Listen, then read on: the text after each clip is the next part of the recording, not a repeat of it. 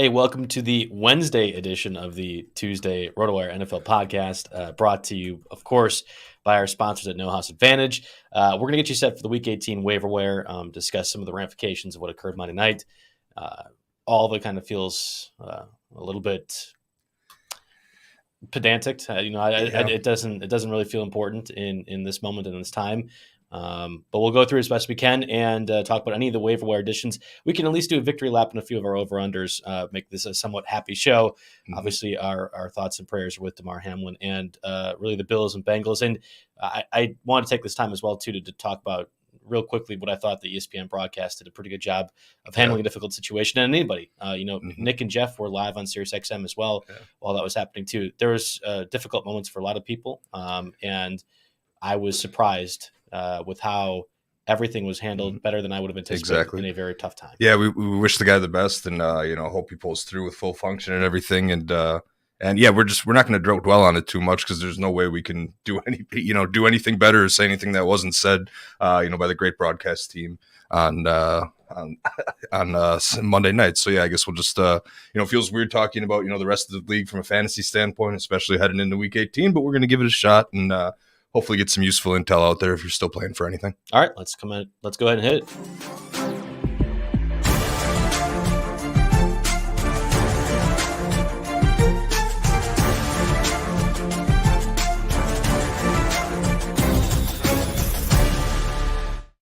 Again, welcome to the Wednesday, January 4th edition of the RotoWire Fantasy Football Podcast, brought to you by No House Advantage. I'm Joe Bartel. You can follow me at JB Fantasy Sports. Alongside me, as always, for the final week here, Jake Letarski. You can follow him at RotoJake. We'll help you get through the possible Week 18 playoffs for some people. Again, we've been saying it all year. If you're in any league where the playoffs are occurring in Week 18, just leave it next year because it's not worth it. Thankfully, I guess there's only two teams that are possibly really benching their guys, and we'll go over what to do in those situations. Yeah, well, the thing is because of some scheduling uncertainty, there are a lot of things that commissioners are doing to deal with that. And one of them might be just combine week 17 and 18. That's an option that I've seen out on the table there. So, maybe there might be more people interested in week 18 than normal. We still play for stake league points in week 18. And there's also, your stake league championship. Yeah, me or DJ, we do our Super Bowl with the Madison side and the LA side. So we're playing week 18. So I'm still running through and making pickups, making sure my roster is the best it can be. And so hopefully we got some guys for you. We can get into the waiver wire edition of this programming before we do so, let's get a word from our sponsors. No House Advantage. No House Advantage has changed the game by offering the most dynamic fantasy sports platform available today. Play and pick 'em contests versus other people for a shot at winning big cash prizes. You can download the app, choose a contest, select your player props, earn points for correct picks, and then climb the leaderboard for a shot at hundreds of thousands of dollars every week. You can also test your skills versus the house and 20x your entry if you hit all of your picks. Bet on up to 5 player props, over-unders, or individual player matchups across every major sports league, including NFL, NBA, MLB, PGA, MMA, and NASCAR. Sign up with promo code NHAWIRE. That's NHAWIRE at No House Advantage, or download the app on the App Store to get a first deposit match up to $25. Make sure to check out No House Advantage today and experience daily fantasy sports redefined, because it's not just how you play, but also where you play. You won't want to miss out on this.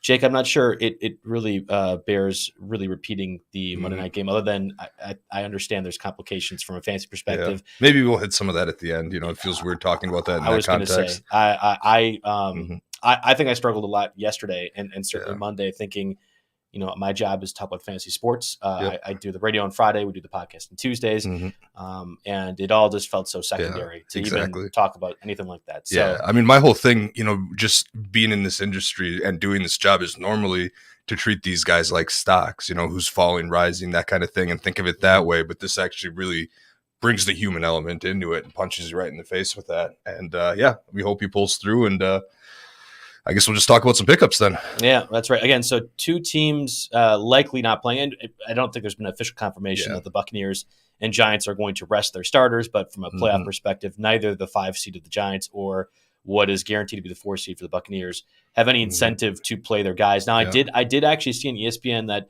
the Buccaneers are planning to play Tom Brady and their starters. But the question is, how long? And I think it is a fair assumption to say that will not happen for the entire game. And you're going to run into that on the other side, a little bit too here, because, we have like, I mean, we'll get into the QB streamers and 2 QB situations, which are infinite and counting still before we get to this week tipping off here, but or kicking off, I should say. But like Carson Wentz is inactive, for example. Taylor Heineke's going to get the job, but even it's not guaranteed that he plays the whole game too. Sam Howell, 5th round pick this year, could get and should get playing time. Yeah, so you're seeing this on both ends. I mean, who knows what the Cardinals are going to end up doing if they confirm that yet? So a lot of open situations here. Yeah, it is. I think it's tricky. Let's start with a more defined situation, which actually occurred last week when we were basically off air on Tuesday. Was the switch from Derek Carr, a quarterback for the Raiders, to Jarrett Stidham, the former Patriots guy, a Josh McDaniels guy, who absolutely lit up the 49ers. I was at the Packers game this past week against the Vikings, so I was only able to watch those late broadcasts on the 2 clips that they show every 35 minutes on there, and I was like, wait, the Raiders are still tied with the 49ers. What's happening? And as somebody who's rooting to face the Vikings again in the first round of the playoffs, the 49ers would have had to lose for that to occur. And I'm like, let's make this work. I mean, and didn't quite happen, but Jarrett Stidham played well. Yeah, you see that and you think, oh, man, there must have been some fluky returns or defensive touchdowns or something, or maybe the Purdy magic fell. Purdy magic didn't fall off necessarily. He's still been, weirdly enough, as consistent as they come here in the fantasy playoffs. But Jarrett Stidham, surprised the heck out of me. He comes out of nowhere. He puts over 30 fantasy points, 33.7, I think, depending on quarterback scoring. It varies a little bit. On the 49ers, and the only other person to do that on the 49ers, I think, is Patrick Mahomes this year. So might as well throw the comps out there already here. And speaking of, they do get Kansas City this week, who's 30th against opposing quarterbacks. Now, again, there's a word of caution here because suddenly Jarrett Stidham has some kind of elbow issue that he's dealing with here, and we don't know quite yet. He was listed as limited on Tuesday's estimated injury report. We'll find out later today how Wednesday looks here. And, I mean, they did Derek Carr pretty dirty. I don't even think he's going to show up at the stadium here, so it's not like it's an option to go back. Yeah, he didn't last week. It's not like it's an option to just, go back to Carr, especially in a meaningless games. By the way, how do you think Davante Adams feels forcing his way out to go to Las Vegas so he could play with Carr? He played pretty darn well with Stidham last week with 2 touchdowns over 100 yards. Yeah. There was I was listening to James Jones, former Packers receiver, also former Raiders receiver, who lives in the Vegas area. He does the pre-game show for the Packers. I didn't realize he actually does it in Vegas's stadium and media complex. So it was weird to hear James Jones talk about here, I'm in the Raiders complex right now, and I can tell you for certain that Davante Adams is fine and happy with this decision. I believe that's the case because, yes, he did want to go back with his college teammate, but also his family is near that Vegas area. James Jones, the definition of positive touchdown regression. I remember him for that, and I remember him for the hoodie in the cold weather, though one of the few receivers to wear that. So shout out to that man, former Packer great here. But yeah, so it's Stidham if he can play. Otherwise, we're looking at Chase Garbers for the Raiders. I mean, I think Stidham, after what we saw last week, you have to consider him a decent streamer. But I also worry to some extent that that there's some film out there. Yep. But I mean, how do you study him chucking the ball up to Davante Adams and Davante Adams just making an outstanding wide receiver play? When you have a guy like that, like Adams or like DeAndre Hopkins did for a number of years, you can make bad quarterbacks look good. Yeah, no, absolutely. And this game is played Saturday night. I don't know if that matters necessarily from when you're setting your lineups, but maybe if hey, we're going to have a tough week 18, it starts early on with the Stidham matchup against the Chiefs. Let's talk about Josh Dobbs, who is officially the starting quarterback for the Titans in another Saturday night game as well, too. I think that's Saturday. They should have made it Saturday if they didn't already. Taking over Tannehill, who's placed in injured reserve. I have been upset about how the Titans have used Malik Willis now for a number of weeks. It seems they've given up on that 3rd-round pick already and turned to Josh Dobbs, who, to be fair, looked pretty darn good against the Cowboys last Thursday night, at least relatively to what I was expecting. This is a win-and-you're-in matchup for the Titans and Jaguars. It had been since last week as well, too, which is why the Titans did not start Derrick Henry and many others. I think they ended up being 12-plus people ruled out for that game. Yeah. I think Mike Vrabel is a really, really good coach, and I'm not convinced the Jaguars have the young talent necessary for this matchup. But it is advantage Jaguars in just about every facet. Even with more of these presumed guys that were out last week available to play for the Titans. Yeah, I wouldn't say they've given up on Malik Willis. I just feel like they feel and probably rightfully that Josh Dobbs, a 5-year vet over a rookie that has struggled. Dobbs probably gives them a better chance to win here. And it is a good matchup against the Jags. They're 27th against opposing quarterbacks, so nothing to write home about. They've given up. They've been in some shootouts, because they can score enough on offense, and the defense has not been able to shut it down. So there is an advantage of Dobbs in that sense, and also the fact that they're playing and that they have something to play for and that they're going to give it for the entirety of the game here. And you can't discount that given here week 18 in fantasy. And, he's also got Traylon Burks back, and Burks was looking pretty good. Even Robert Woods showed some signs of life last week. So Dobbs is okay. I guess I'm a little worried that there's, more film out on him in this system here, but he's in the conversation here, with Stidham, depending on Stidham's health. But if you're looking to stream 2 quarterback leagues in week 18, if, for example, one of your starters is sitting out, these are guys these are names you're going to have to look at. Daniel Jones carried people if you start him in week 17 with those 4 touchdowns. And I think you could say the same for Tom Brady and what he did with Mike Evans for the first time all season long. Then there's the Dolphins situation with Tua having suffered the concussion, second half against the Packers. Teddy Bridgewater starts and once again gets injured during that contest, dislocated his pinky finger, I think on his throwing hand too, which would tell me that he is not going to play. Skylar Thompson is your presumed third string quarterback for the Dolphins. They did sign Mike Glennon to the practice squad as well. I think that was Tuesday. Even if it's Skylar Thompson or Mike Glennon, this would be the level of I'm diving too deep into the streaming 2 QB categories. But they have weapons at Tyreek Hill and Jalen Waddle. That's exactly the point I was going to make. They have weapons here, but I don't think I'm touching this. And I think are they out of playoff contention? Or they lost. Yeah, exactly. So they're out of contention. Who knows where?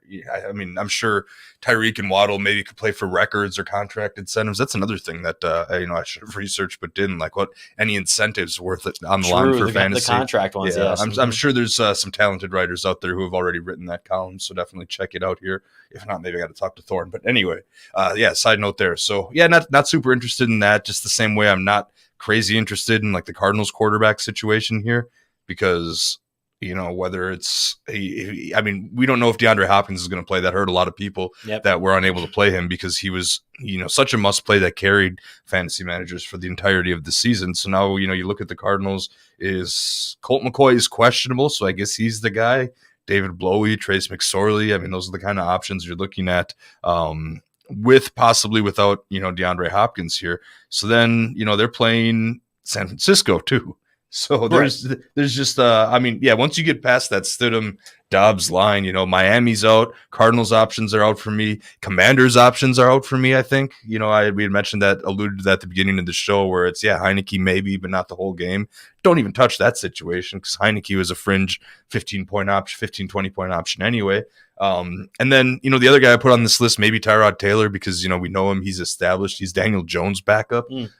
Philly has everything to play for. The Giants have nothing to play for, so who knows? You'll have to watch out for something like that. So those are the 2 quarterback situations. I think I got them all, but I'm sure more are going to emerge here as the week carries on. And any of those that do will likely be as irrelevant as a lot of the guys that we mentioned here. Right? It's just it's the nature of week 18 in an NFL season where there's more or less most of the spots and seating already claimed and set for. If you were to just stream quarterbacks, though, I think this is a bit more enticing. Now, I used Mike White this past week to very, very little success. Somehow ended up winning that matchup. So shout out to Mike White for doing nothing. There is the Brock Purdy factor at 45% rostered against the Cardinals over Mike White against the Dolphins, who, like you mentioned, have nothing to play for from a playoff perspective. Already secondary was depleted. I think I would go Purdy almost unilaterally, but it is a possibility that you have to decide between one of those 2 options. Yeah, Purdy's out there. Like I said, Purdy is 20 fantasy points in 4 or 5 consecutive weeks now. He's just been on fire, so you have to. Yeah. He's been just excellent overall. Not Patrick Mahomes level, but as far as someone that you had to pick up for nothing in an emergency and start in the fantasy playoffs, he's been outstanding. So he's an option there. You'll laugh at me, but I think you have to look at Russell Wilson again. He's 49% owned, so he meets our threshold. The post Hackett effects seem to be real. He had some success, in that offense here, and maybe they're starting to get it together finally, and get Albert O involved. It only took some injuries to the end of the year, and And I guess he's on the radar. I mean, obviously they don't have anything to play for. He's probably playing for his dignity at this point. And at 49%, he finally got over the bathroom to touchdown. Yeah, the bathroom to touchdown, man. That's what a funny thing that was just the thing that was most talked about here. And oh, hey, by the way, Cortland Sutton and Jerry Jeudy are both healthy. Yeah, right. So you could do worse. I mean, if it comes down to Russell Wilson or Jared Stidham, who are you actually going to put in the game? That's a realistic decision that managers are going to have to make. I was actually perversely curious because I had to play Jerry Jeudy in a few matchups in week 15 when it mattered. I guess week 16.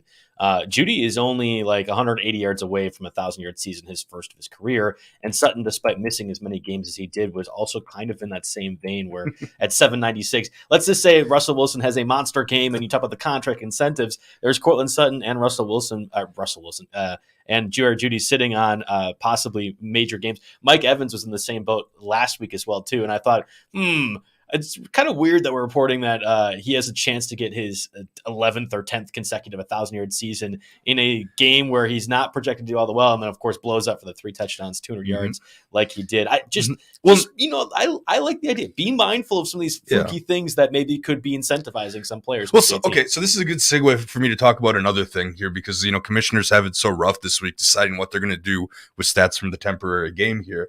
And you have the Mike Evans side of the spectrum where the guy who's only got a 5% chance to win, that could maybe happen to him. And then suddenly, they're ahead. And then you have the Justin Jefferson side of the spectrum where, someone's got a 90-something% chance to win or, a high percent chance. They assume you get that many points. So that's why these things are getting complicated here, with both sides of the spectrum there. So, I don't envy commissioners this week necessarily. And, maybe we'll go and play out some scenarios at the end there. But yeah, the Evans and Jefferson things are why this is an issue for a lot of leagues in the first place. Yeah. Do you want to discuss the awards for waiver wire pickups at the end, or kind of do it throughout the positional groups? What do you think? Why don't we just take 5 at the end to do awards? Let's stay on track. Week 18 pickups, awards, over unders maybe, and then maybe some commission scenarios. So yeah.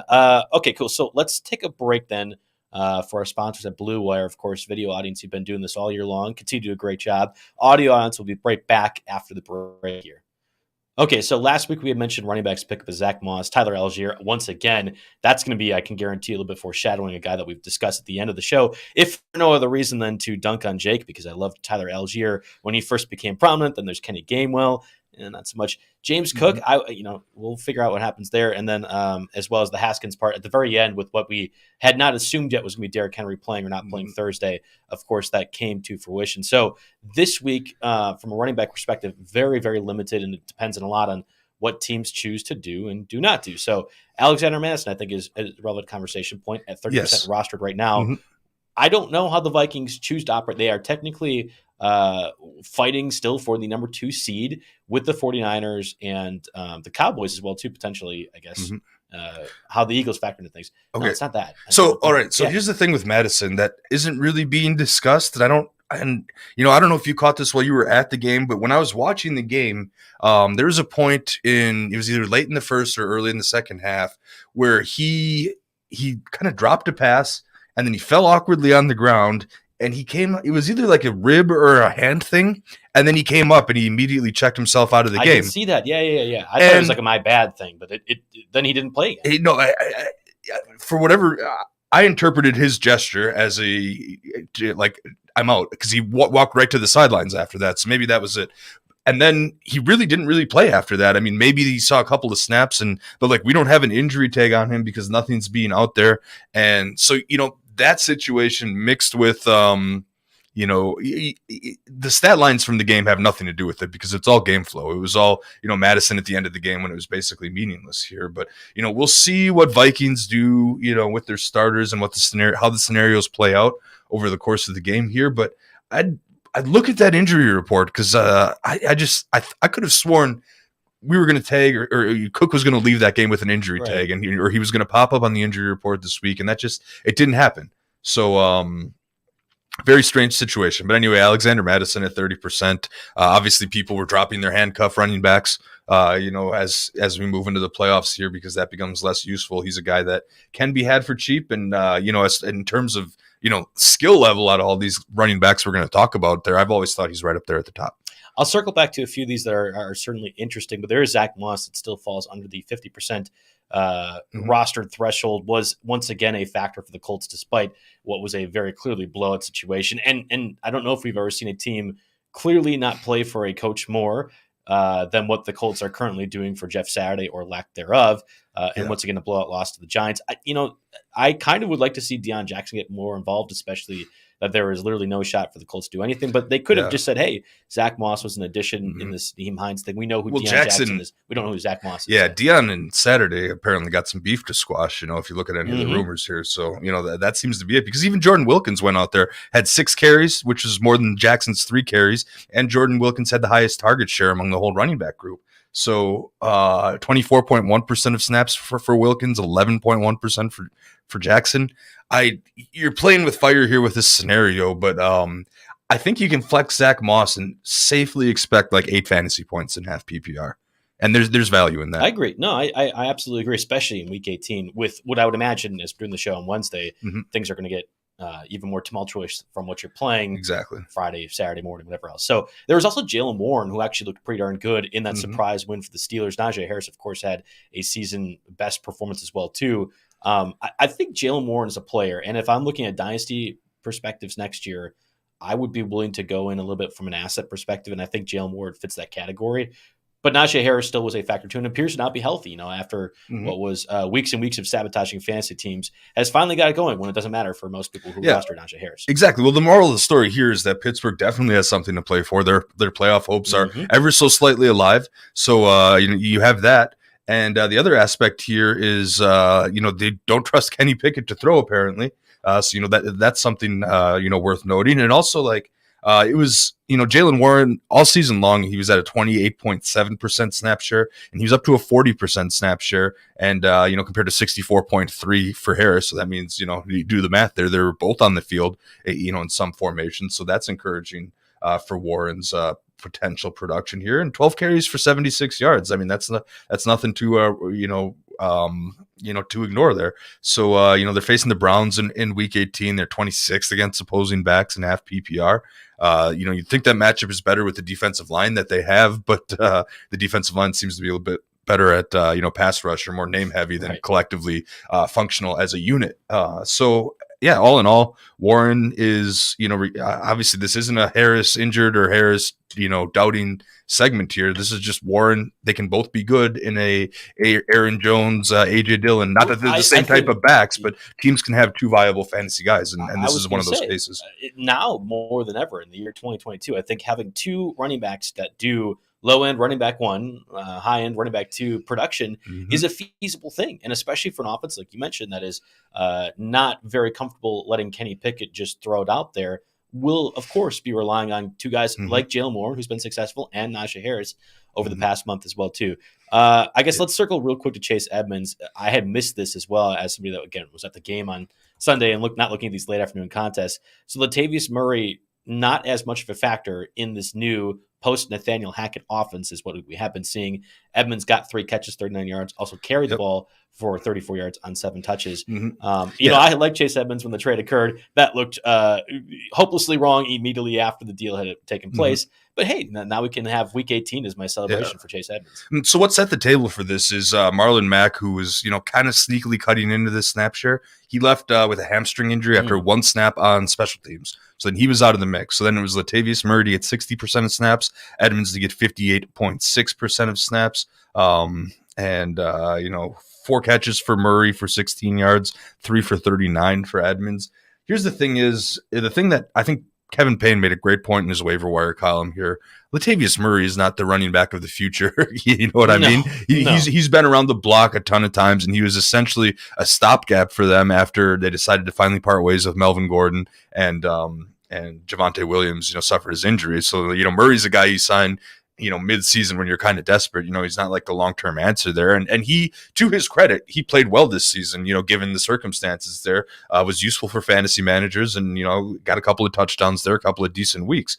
But if they're going to look at anybody and want to take a good long look at any of these options on the roster, it's going to be Chase Edmonds. And, he was only had one snap less than Murray. I think that this, I could see that switching. I could see that script getting flipped this week at least, and Edmonds being out there more. And oh, hey, guess what? They're playing the Chargers this week, who are 27th against opposing running backs. So gotten better. So I will point out that they were like Bosa coming 31st back and 30th, and now have improved against teams that have been run heavy. In the case of like the Rams, for example, the Cam Akers still had day. No, I agree with you on the Chase Edmonds call. And the Chargers are playing for something. They intend to try to win that 5 seed. And I didn't write it down, but he's only 21% rostered. So Chase Edmonds is pretty readily available here. I'm actually surprised it's still 21%. Yeah, I'm actually talking. Yeah, especially with I know a lot of waivers processed Tuesday nights. At least that's the default in Yahoo, and that's the percent that I'm using here. So waivers processed in Yahoo leagues, and he's still 21% rostered. Now, granted, all but 2 managers are still duking it out. I mean, if you have something to play for in Week 18, it could be more. Stuff, right? But in any case, I might have talked Edmonds into being the top running back pick. I might have talked myself into that. Interesting. Because Madison, I'm relying on a lot of speculation. Moss, I'm relying on the Colts. Warren's still RB2. But Edmonds is interesting. There is the teams that aren't playing category, and I think that's kind of the Giants as well as more or less the Cardinals. So let's talk about James Conner first. He had a shin injury. Cardinals are out of the playoffs. I think if you are viewing this correctly as the Cardinals, you say, no, we've seen enough for James Conner. Let's go ahead and check out what else we have on our roster. Corey Clement got 7 carries in Sunday's loss. I guess I'm surprised by that. Perhaps more surprising to me is that their rookie, I think 5th or 6th round pick, Keontae Ingram, didn't get any opportunities offensively. If you are the Cardinals, I would imagine you want Keontae Ingram to get plenty involved in this week's plan of attack against the 49ers. We'll have to see, though, if that is the case. Like, if Corey Clement is the starter over Keontae Ingram, much in the same way I think the Titans have given up. I know you're saying not the case, but I think the Titans have given up on Malik Willis. That would be a waving the white flag on Keontae Ingram, who was a more or less valuable pick for them this past draft. Yeah, this is another very interesting situation here. And yes, all logic would dictate that they'd work out the rookie Keontae Ingram, get as much as they can, as much tape out there, audition him for elsewhere, or at the very least see what they have. But again, we're assuming, it's a pretty strong assumption here, that Cliff Kingsbury and the Cardinals organization knows what they're doing. And that might be a little bit of a leap. That's true. That might be a little bit of a leap here. So, but so for now, all I can do is look at the data, and the data says that Keontae Ingram played 1 snap last week. Yep. And it's not like they were any more likely to make the playoffs last week than they were this week. Yeah. So, with James Conner banged up, he took up 41 snaps, and Clement had 32 and Ingram had 1. So, 41 snaps to split between those guys. Even if it's a 50-50 split, I don't know. Corey Clement, former Badger, I think he would be the goal line back. Logic would dictate that, I believe. He's built for it more, I presume. Both these guys you can get for nothing too, by the way, even if you're in a 14-team, deep league. Corey Clement, like if our deep dynasty league, I'm sure he's out there. Oh, yeah. If anyone needed to start this week. So those guys are in play. Obviously they play the 49ers, and that's pretty discouraging there too. But for now, I just have to go with the facts, and unless something else gets announced, I think I lean Clement if I'm picking between the two. We talked to the Buccaneers as a team that would be possibly benching their stars. Again, I know that they mentioned they'll play Tom Brady, whatever else, to start the game. We'll see if that actually happens when they're locked already in the 4th seed. The same goes for the Giants, who are more or less in their respective playoff spots. So what do you do with Saquon Barkley, who's been injured at times throughout the season? I think has carried the offense relatively well, except for last week when Daniel Jones went off. There's Matt Breida and Gary Brightwell, who have at times split the rushing workload in Saquon Barkley's absence. I think Matt Breida obviously is your change of pace, breakout long run type of guy, and Gary Brightwell is the one that gets between the tackle carries. And it's possible both end up getting a workload if Saquon Barkley does not play Week 18 against the Eagles. Eagles' run defense has gotten better, obviously, with all the additions they've made earlier in the season with Ndamukong Suh. Man, that was already a problem and made it even worse. And others, right? But it's still a run defense I think is vulnerable. Jordan Davis coming back has made things a little bit better. You talk about all these other running back options. Does a Matt Breida or Gary Brightwell make sense to you, Jake, and someone who is playing in Week 18 stakes? Yeah, so I think if you are currently rostering Saquon and you have any stakes to play for this week, it's not a bad idea to go ahead and grab Matt Breida. I know we think of him as more of a change of pace, but he was on the field for 12 snaps and he carried the ball 9 times. So that's a pretty nice percentage there. He's used when he's out there.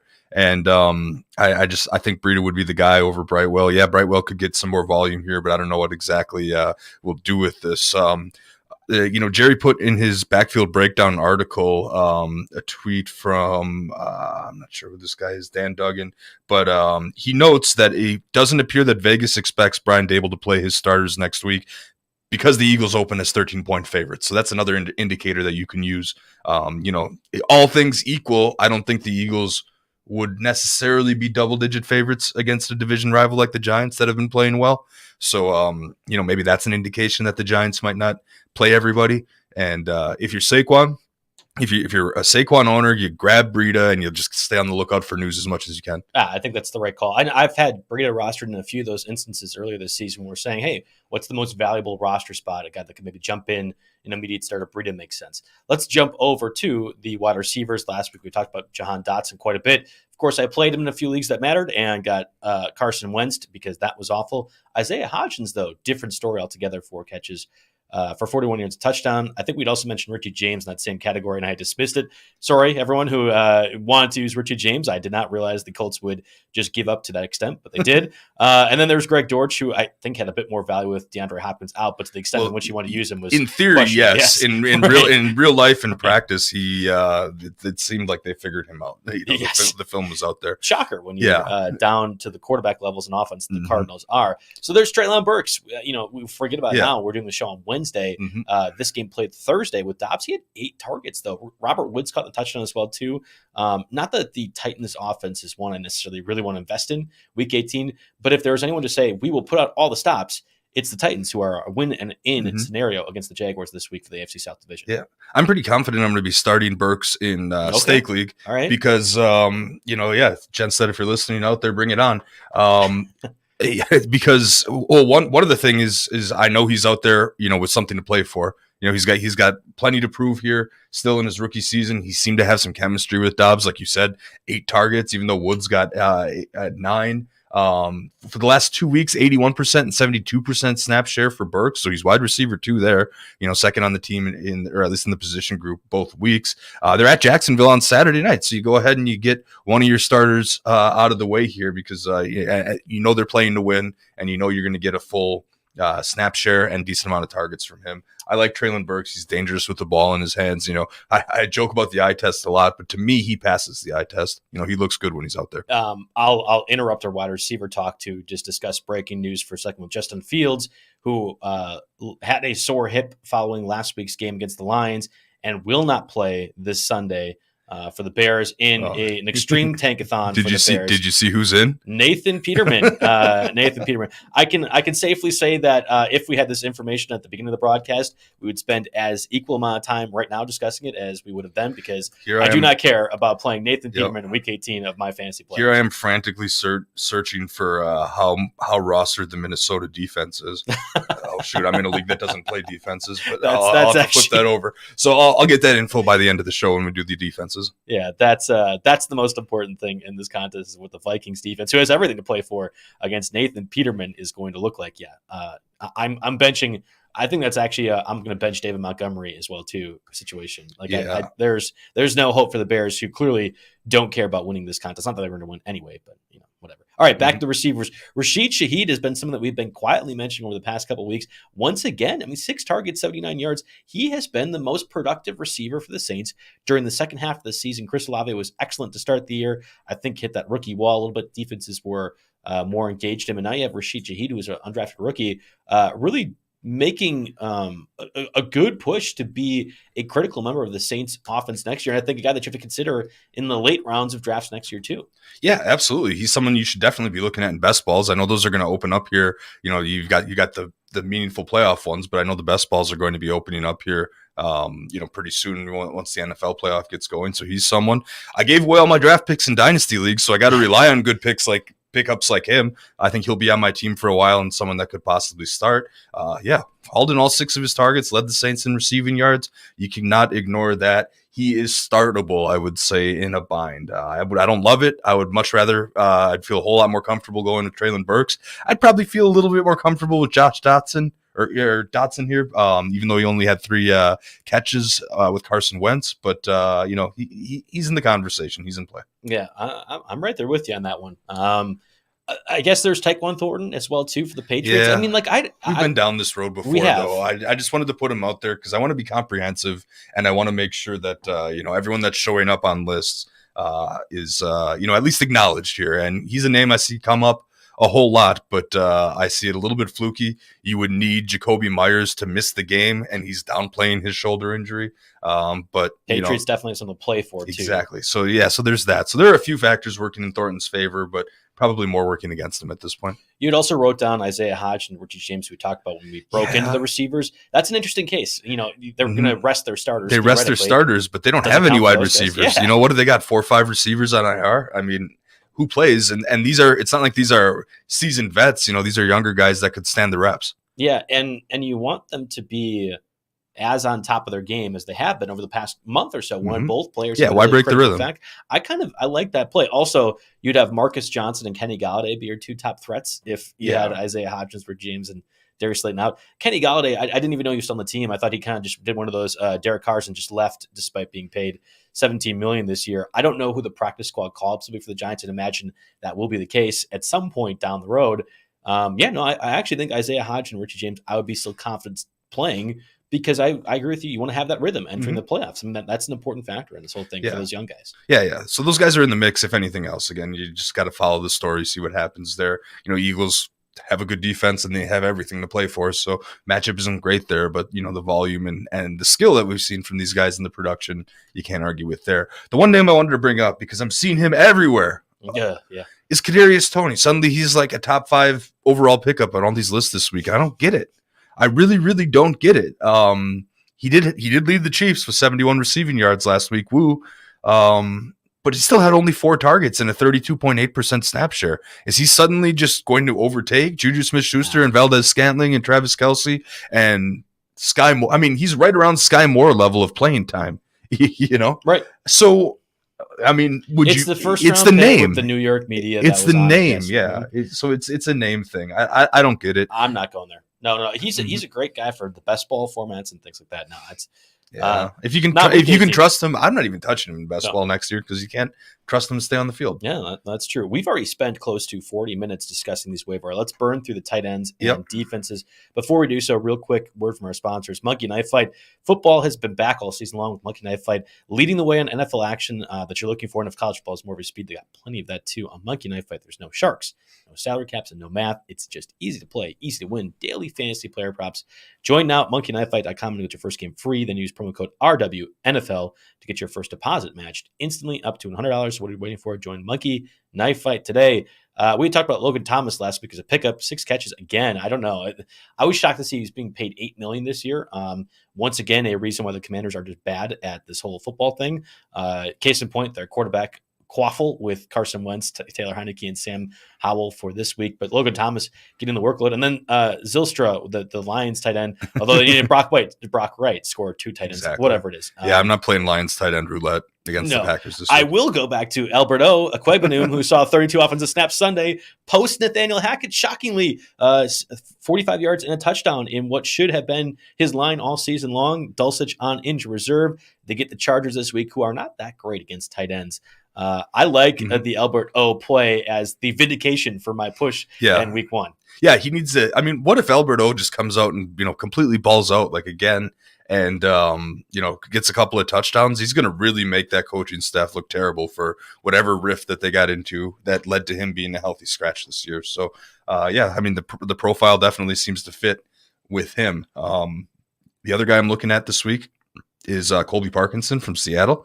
He actually had a higher snap share than Noah Fant, which was at 80.3% compared to 63.4% for Fant. And he had a team-high 7 targets compared to 3 for Fant. So, and then you also have Tyler Lockett, who left and then came back with, he had the hand injury going into the week. Then there was leg injury, upper body, lower body. It's like we're hockey players now. But who knows what's going to happen with Tyler Lockett and if he'll be available. And then, of course, remember that Marquise Goodwin is on IR. So there's seemingly some touchdown upside for a guy like Parkinson.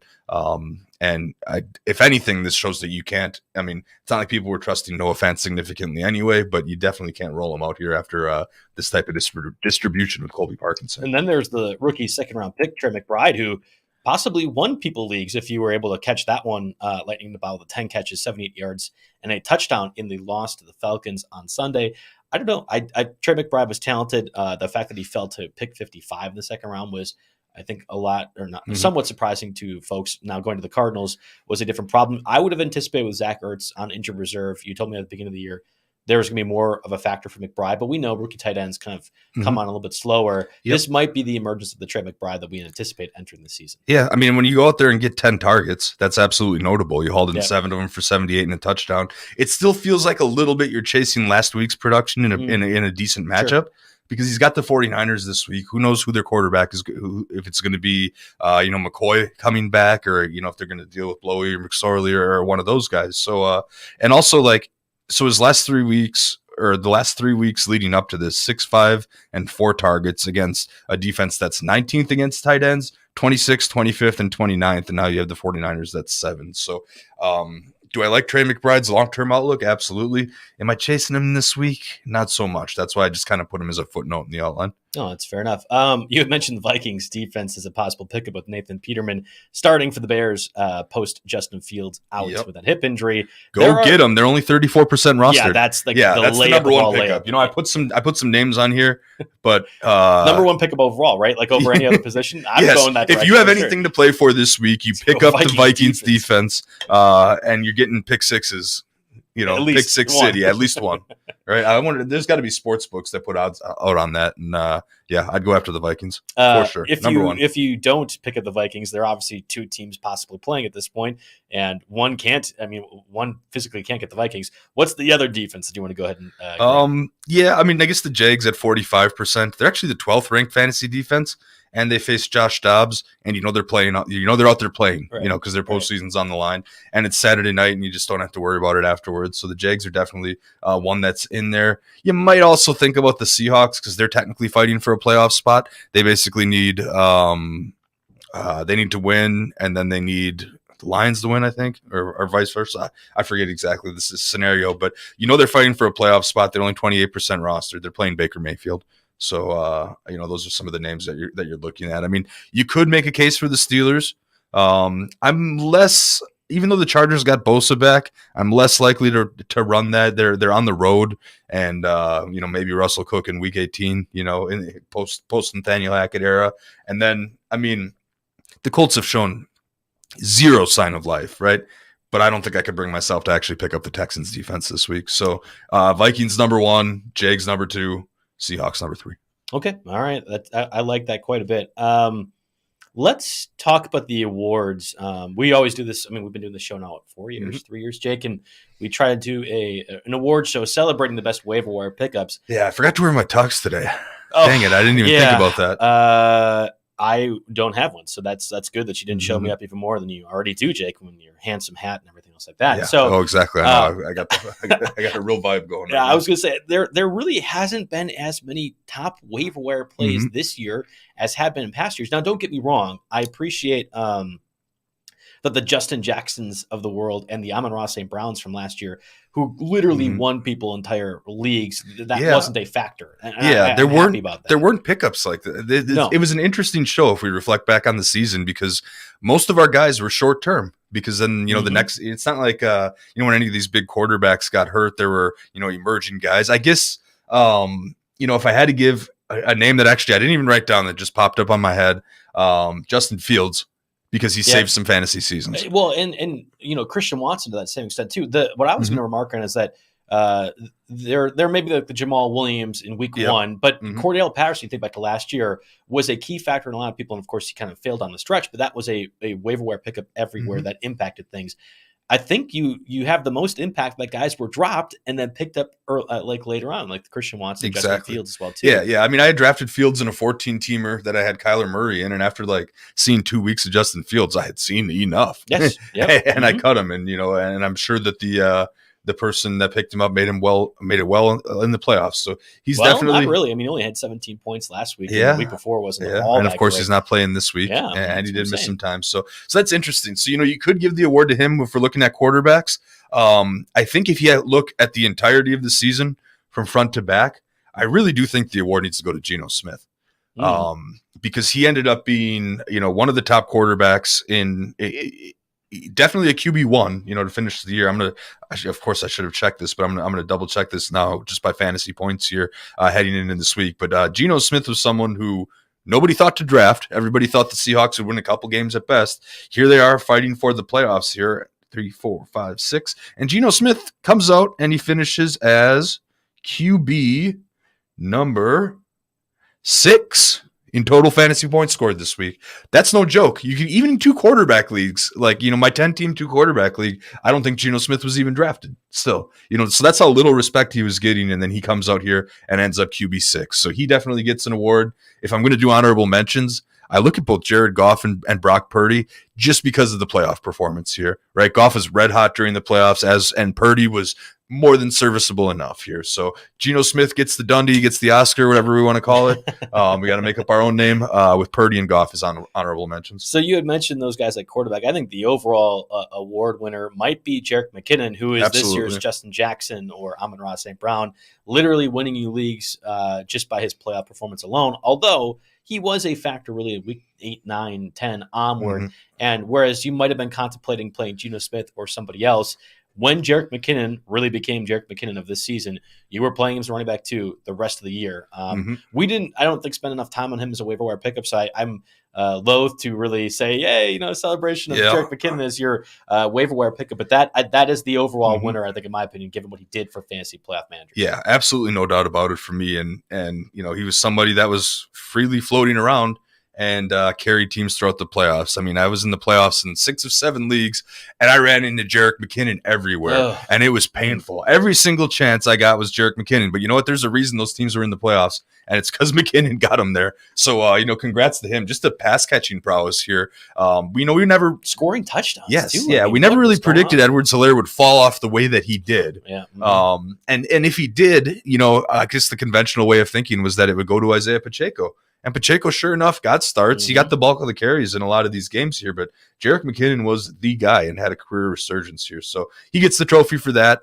You mentioned Jamal Williams. He's an honorable mention. He was very much on the fringe of being drafted. I don't know if we can call him a waiver wire pickup there. So that's interesting. And then well, I'll give you 2, and this is a victory lap for you, Jake, because I have been pushing this off for as long as I did, and I've come around to say I think this is one of the top waiver wire guys, like true waiver wire guys. Donovan Peoples-Jones was a dynamic wide receiver 3 or flex for a lot of people. And I know it kind of tailed off at the end, but if you played Donovan Peoples-Jones for the majority of the weeks of the season, you got positive production out of a guy that I never would have recommended for most of the time. Yeah, absolutely. I mean, he helped out. He didn't quite surge as well as I thought he would with Watson back, but he scored touchdowns in 2 of the last 3 weeks just to get him enough, to make him flexible, and there's definitely value in that. Absolutely. I don't know if I have a little bit of a tough time handing him the trophy for wide receivers though, because there are so many other names that are out there. Yeah, but the Garrett Wilsons of the world, those guys were all drafted in the same vein as Jamal Williams. Like if we're talking true Garrett Wilson was drafted, we're going to say? Absolutely. I guess he was drafted and then dropped by a lot of people. So maybe that's what I was thinking. Because there was a point where Wilson was within our threshold here. So I think you give it to Christian Watson or you give it to Donovan Peoples-Jones. And I don't think it's a debate, truly, because Christian Watson was dropped everywhere, and rightfully so. Yeah. But Peoples-Jones was a guy that was not drafted very frequently or deeper leagues. Yeah. From the get-go. I'll throw one more receiver out there, which I had a tough time believing this at first, but Zay Jones finished as wide receiver 22. Yeah, and I also feel like he was drafted in the same vein. Zay Jones wasn't drafted, man. People were drafting Kirk at best. The way you were drafting Mecole Hardman, people were drafting Zay Jones. I don't think people were drafting They wanted Zay the Jones. Jaguars stack as opposed to the Chiefs stack. All right. But yeah, all right. Watson or Peoples-Jones for the receivers. I'm going to give it. Watson literally saved one of my seasons and helped me make the playoffs. Of course, things didn't go as well. The team that I had Jerick McKinnon and Christian Watson picked up on, I can lament here for a second. I was also my Ezekiel Elliott, Jonathan Taylor team, and I just in the first round of the playoffs, it was starting Jonathan Taylor over McKinnon, because why wouldn't I? And it was McKinnon going off for 25 and Taylor not basically taking his 0. And I had such a stacked team in that league. If I had just trusted going with McKinnon, but yeah, that was pain. But anyway, moving on. At least the tight ends, I do feel like that's a very obvious one, and that's Evan Ingram, who also won people fantasy leagues. And I know maybe you're considering fringe drafting him. We like, there's a point, like Jamal Williams, like a people 13 or 14. Evan Ingram was literally, I might just take a tight end here. I have no idea, and he would have been dropped just about everywhere at some point during the season. Yeah, people pretty much wrote him off because change of scenery and always injured too. He's always kind of had that reputation, but he really seems to have found a home with a great role in Jacksonville. I love the way they use him on tight end screens. I mean, he finishes tight end 5. He'll be overdrafted next year, I'm sure. Right? Yes, he will. He'll be overdrafted, no doubt about Trevor that. Lawrence is emerging. You got to get exactly. Yeah, get in on the ground floor here. Not exactly, but as far as this year reaching back, I mean, I had picked him up in Stake League just as a. I don't know how Hawkinson's doing after this trade. Obviously, he came around here, but I had just to have utility on the roster here, and I ended up keeping him all the way to the end, and he's suddenly almost flexible, which you don't have from a tight end. So let's recap it real quick from top to bottom. Geno Smith at quarterback, Jerick McKinnon at running back, tie between Watson and Peoples-Jones at receiver, Evan Ingram at tight end, and then I put the Jets down for the defense. Sure. Their defense 8. And they made big plays. They had, their run of success that put them into playoff contention was because of the defense. It was very rarely because of anything that the offense did. So no, I completely agree with you. You want to do the over-unders on real quick? So we could recap this. What were my let's just do the best bets. Keep it kind of quick. Oh, okay. All right. Well, that's not as good because I didn't do as good in the best bets. Oh, did you actually tally up the results? I was going to as we were talking, but we could just do the best bets overall. So I had talked about the Browns under, and you can just rehash these, Jake. They had 8.5 was the overall win. I had taken the Browns under. That hit, of course. The Titans under, which I'm at 9. We're going to see, right? Because they're 7-8 right now. Sorry, that's still out there. Yeah. So that we could still have the Titans under hit as well too. The Bears under, that was a lock from about week 3 onward, and then the Cardinals under. So I guess actually, you know what? I'm glad we brought up the best bets because everyone of mine hit. Cardinals were also miserably bad as well too. Jake, you had the Bucks under. That couldn't have been any more of a layup. They had an 11.5. Yep. Easy that was call. That was well won. 9-8 is their best case scenario this week. 11.5. Now if you predict Brady's downfall every year, eventually you're going to be right. You might have to wait until he's 50. But yeah, I didn't believe in them this year, and it's not that I didn't believe in them. They still could be dangerous going into the playoffs, but that number at 11.5 is just too damn high for me. Certainly. So the Ravens, unfortunately, have passed their over. They have 10 wins right now. With Week 18 still come. You also were in on the Bears. I had the Ravens over, so that's a win. Also in on the Bears over. Oh, you had the Ravens. I'm sorry. Yeah, I had the Ravens over. Yeah, so that's a win for you as well. So yeah, they've passed that. It was 9.5 for the Ravens. The Bears under 6 is going to be the Dolphins, who sit at 8-8 right now. Of course, will be down to Skylar Thompson or anybody else at quarterback. I think you might have. I think we might have went literally perfect on both of our best. That's actually kind of impressive. Let's not talk about the over-unders on anybody else, but we had the best bets. Exactly. I mean, I'm looking through here and I can see a whole lot of other bad picks, but the best bets, we want a combined 8-0, man. I like that. I don't think that many teams. That many shows out there could say that do this type of over-under thing. Ignore my big parlay that I had: the Packers, Bucks, Eagles, 49ers, Rams, and Bills to all make the playoffs at plus 376. That would have been a joke 4 weeks ago with the Bucks floundering, the Packers certainly floundering, and the Rams already out of it. That might have actually been saved if you not put the Rams in that one. I had also mentioned the Seahawks and Bears as the worst record for plus 750. Yeah, and the Seahawks didn't work out, but the Bears are going to have the worst record, right? No, the Texans are still the Texans. So Texans are still the Texans. Maybe they show up this week. The Texans were the betting favorite, so that was going to be one of that was tough to miss. You were actually really good on a lot of these. What did we have here? You had the props. You had Tom Brady under 4,700 passing yards. I think he's going to easily be under that, I guess. And then David Montgomery, of course, getting injured under 900 rushing yards will be nice too. Cam Akers, who looked like he was going to be in position to just get dropped at some point by the Rams. You had mentioned his under 8.5 rushing touchdowns. I think he's going to get close to that, which is incredible to say. Which is, I would have never guessed that 3 weeks ago. So he has 7 rushing touchdowns despite playing in few opportunities he has. So I guess that one is still within the realm. My Michael Pittman over was a bust. It has to be a bust, right? Yeah, and Elijah Moore also probably a bust as well too. But you didn't anticipate the Colts literally quitting on the team or the coach and Elijah Moore getting stuck with not QB1, Zach Wilson as well too. But Patriots missing playoffs at minus 198. Could that still happen, that was right? a me call, and I was not going to point that out because minus 200 is not great. I thought for sure they weren't going to. They will probably get in. I mean, frankly, they are poised to get in. Titans missing playoffs minus 110. I would imagine that goes through, even though they're technically alive. Yeah, Bears, Titans, Patriots at plus 300 was a call, and I said sub in Giants or Commanders. Hopefully, you sub into the Commanders, not the Giants. That would have been. But actually, you know what? I like that we point out the over. I will also tally up our total over under. I want it on record because we had very successful last year. It's fun for me to look at that stuff, and I want that at some point. But I'll do it when they're making us do shows in July and there's no waiver wire to talk about. This originally started as something that we just kind of had a stretch to do, and now it's like my favorite part of the week 18. And now it's just like make sure we get that in. So it's turned into pretty useful. I never really thought I had a knack for that, but after the last couple of years, we've both been pretty successful. We have the Vegas trip every year. We might have to kind of pounce on that, put our collective minds together and really figure it out as a unit. We'll be back at Circa in July. That place is awesome. Yeah, that was great. We are nearing the end of the hour. This will be our final podcast of the year.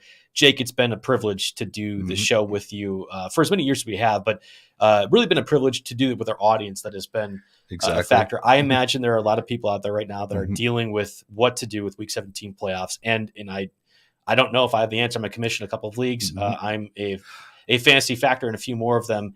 And I'll say that to me, it doesn't matter. I've in a few of the leagues, I've already said it doesn't, you can split up the prize pool, however else it is. I recognize people might not want to do that too. And that's fine. I got an interesting one. I don't want to claim that I figured it out, but I think I got the best way to do this. Okay. A 50-50 split when one team, unless one team's like way going to lock it up. The two options that people are thinking are a 50-50 split or just call it with those stats and say tough. First and foremost, you wait out to see if the game is played, right? Yeah. So, but there's a balance between just calling it as is and chopping the pot entirely. And, and what I did is I took the Yahoo projection percentage to divide what was up for grabs. So it's just made up numbers. One person, first place wins 200, second place wins 100. The person with a 68% chance of winning at the game closes. So both guys are going to win 100, right? Yeah. So there's 100 up for grabs. So the person with a 68% chance to win, according to the projections, because we all know projections hit or miss, right? Yeah. The person with the 68% chance, so then there's that last 100 that's up for grabs. The person with the 68% chance to win gets 168, and the other person gets 132. That's reasonable. There's no. I feel like there's no win or perfect scenario here, but I feel like that's a scenario that's in between doing the 50-50 chop and calling it as is, because those other two sides are too far on one end of the spectrum for me. The percent chance compromise works, and if someone was 80% chance, then you just give them 80% of what's up for grabs. So the second place person is still getting more than they would have if they would have just called it. But they're not. But the first place guy that is 80% isn't getting screwed by just chopping it. I like that. So anyway, again, it feels weird to talk about all of this here, and I scrounged Reddit actually looking for a consensus answer, because the fantasy football subreddit, they weren't hesitant to talk about this because there's more anonymous. I can't even say that word. You're anonymous on Reddit, right? Where Twitter, is going to jump and cancel you if you say anything. So, but it's anonymous, so they're more open to it. I didn't find that solution anywhere, so I'm going to coin that solution. That's what I did. That's what I did in my leagues. And if people are looking, for answers here, if they're looking for us, it's not like we're the end all be all here. But I think that is a very, very reasonable thing that you can do for your league. And guys, take it easy on your commissioners out there. Nobody likes being commissioner. It's a thankless job. Nobody likes having to make this decision in particular. So whatever happens, be a good sport. It's tough. Like I said, I'm a commissioner in a few leagues, and I'm participating in a few that were impacted by those. Where the worst answer in a tough spot was leave it as is. I thought there's way too many other conclusions that we can come to than the laziest one, which in my mind was just leave it as is. So I agree. I like anything that you could do. To me, the projected totals for what the players are supposed to have work just fine.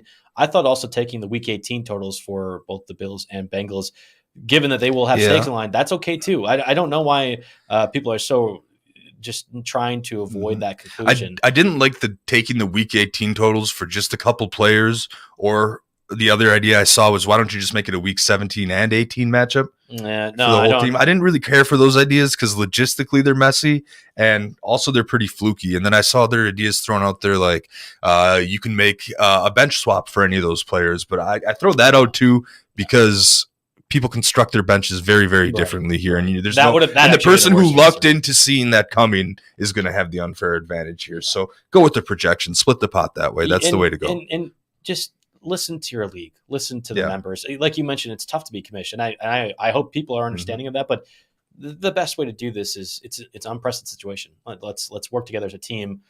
As best you can. Again, all this is secondary to what happened on Monday night, and our thoughts and prayers with Damar Hamlin, his family, the Bills, the Bengals, who both, the players had to deal with as much of that as us as the audience did. And we hope that there are positive news and positive conclusions as we continue on throughout. Well, that does it for us on the Tuesday edition on Wednesday of the RotoWire NFL podcast, brought to you by No House Advantage.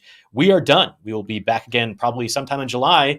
Thank you, everyone who listened, who was with us throughout beginning of those podcasts until now. And a record-setting listener participation this year. We got more questions, and that makes the show really. When we get feedback from you guys out there that are watching and can react and have our discussions based on that. So we really appreciate anybody that's subscribed, any platform, supported us in the live versions on Facebook or Twitter or YouTube, anywhere across the board. Any little bit helps, and we're happy to have you with us. Yeah, exactly. The real heroes, of course, Monday night were the medical staff that were on top of things as well as you could. And it's funny, we had talked about the podcast and doing this in years past, and it would have been the medical staff out there for COVID and everything else. So everyone that has participated in some fashion or form, you guys are real heroes and have been for forever, but certainly in the past 3 or 4 years. And we thank you for what you've been doing. So that does it for us, signing off for the final time in year 2023. At least we'll start up again in July. Again, brought to you by No House Advantage. This is the RotoWire NFL podcast.